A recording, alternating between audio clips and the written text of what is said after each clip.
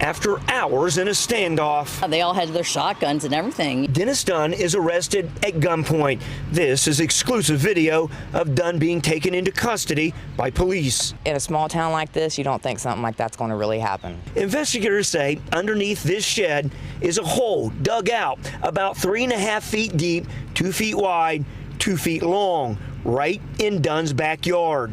Blanchester Chief Scott Reinbolt says that's where the victim was found, trapped. She was in a pit that had been dug on the floor of the shed, and wood had been placed over the top of the pit. Investigators say heavy objects were deliberately placed on top.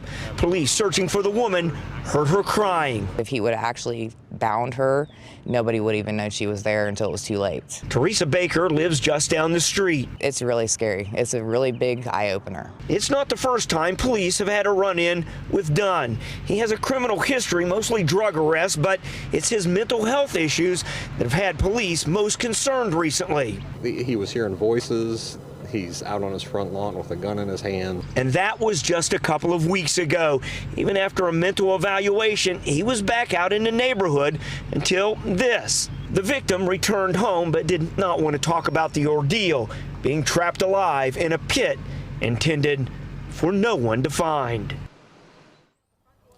Now, Dunn's charged with kidnapping, but in a 2-day span earlier this month, police say he called them here to his place for prowlers, someone outside his home, and that was just a couple of weeks ago. Reporting live, Brian Hemrick, WLWT News 5. Brian, I'm sure a lot of our viewers are wondering if police kept having these problems with Dunn. Why didn't he stay in that mental health facility?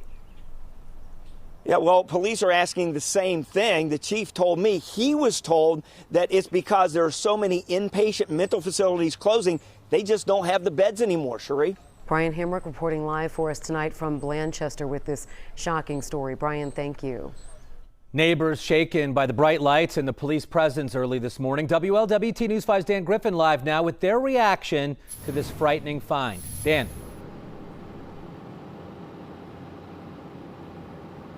Yeah, Mike, Cherie, neighbors say they were shocked to see police here with their guns drawn. They were not, though, so shocked to see Dennis Dunn at the heart of the situation. Neighbors we talked with agree with police about the ongoing issues with Dunn. They say they've seen police at his home several times. Neighbors say he's always appeared to be clean-cut, normal, and friendly. But some days they say he could go off the handle.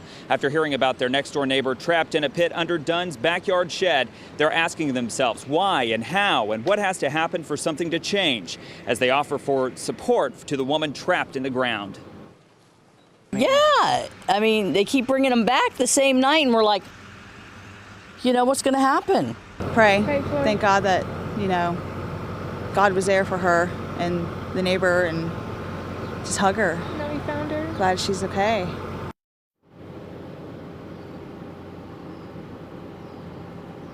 All right, now neighbors told us repeatedly there's a history here, but they didn't want to elaborate on that. They also told us the woman who was in that pit has epilepsy and has had seizures before where she's blacked out and then woken up in weird places. We're live in Blanchester tonight. Dan Griffin, WLWT News 5. All right, Dan.